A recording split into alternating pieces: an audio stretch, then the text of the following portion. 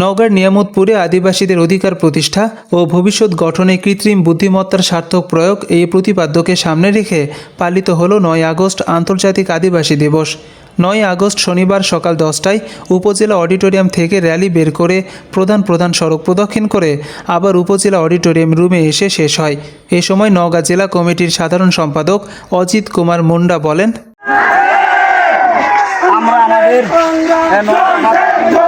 আজকে আন্তর্জাতিক আদিবাসী দিবস উত্থাপন দিন ধরে আমরা দাবি করে আসছি যে বাংলাদেশ সরকার আদিবাসীদের আন্তর্জাতিক দিবসটি রাষ্ট্রীয়ভাবে পালন করা হোক এবং আদিবাসীদের ভূমি কমিশন এবং আদিবাসীদের এই 9 দফা দাবি সেইটা সরকার সুষ্ঠুভাবে মেনে নেবে এই আশায় আমরা আজকে দিবসটা পালন করছি এবং পরবর্তীতে যেন সরকার নিজ উদ্যোগে সহযোগে এই দিবসটি সরকারভাবে রাষ্ট্রীয়ভাবে পালন করা হোক এই আশা ব্যক্ত করছি। আমরা সরকারের কাছে এই দাবি যে আমাদের ভূমি কমিশন এবং রক্ষার সাংবিধানিক স্বীকৃতি এইটা অবশ্যই দিতে হবে এই আশা করছি আমরা এই সরকারের কাছে। ধন্যবাদ সবাইকে। পরে নগেন কুজুর সভাপতিত্বে এবং অজিত কুমার মুন্ডার সঞ্চালনায় অতিথি হিসেবে বক্তব্য রাখেন জাতীয় আদিবাসী পরিষদের কেন্দ্রীয় কমিটির সাংগঠনিক সম্পাদক সুভাষ চন্দ্র হেমব্রম। চিন্তা করবে, আদিবাসীদের ভূমির সমস্যার সমাধান করবে।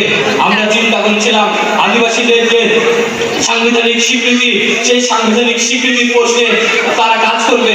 তাদের যে অর্থনৈতিক এবং সামাজিকভাবে যে আদিবাসীরা পিছিয়ে পড়ে আছে তার ব্যাপারে তারা চিন্তা করবে।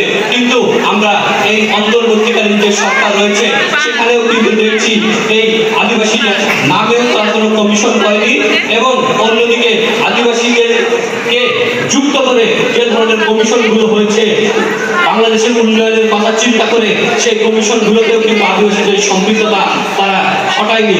তাহলে বৈষম্য বিরোধী যে কথা বলছে এটি আসলে এটি আদিবাসীদের যে বৈষম্য সেটি বৈষম্য কি দূর হবে কিনা সেটি এখনো প্রশ্ন থেকে যায়।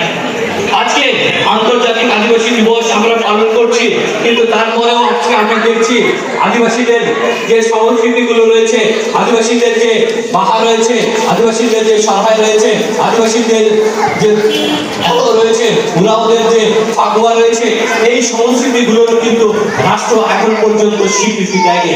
আমরা চাই যে এছাড়া বক্তব্য রাখেন নিয়ামতপুর উপজেলা অফিসার ইনচার্জ মোহাম্মদ হাবিবুর রহমান, জাতীয় আদিবাসী পরিষদের কেন্দ্রীয় কমিটির সাংগঠনিক সম্পাদক সুভাষ চন্দ্র হেমব্রম, কেন্দ্রীয় কমিটির দপ্তর সম্পাদক নুকুল পাহান, জেলা কমিটির সাংগঠনিক সম্পাদক বাসন্তী টপ্প, বিডিও নির্বাহী পরিচালক Akhtar Hossain, CCDB manager Philip Roy, Porsha Upazila জাতীয় আদিবাসী পরিষদের সাধারণ সম্পাদক আইচন পাহান, কেন্দ্রীয় আদিবাসী ছাত্র পরিষদের সভাপতি অনিল গজার সহ বিভিন্ন জেলার নেতৃবৃন্দ।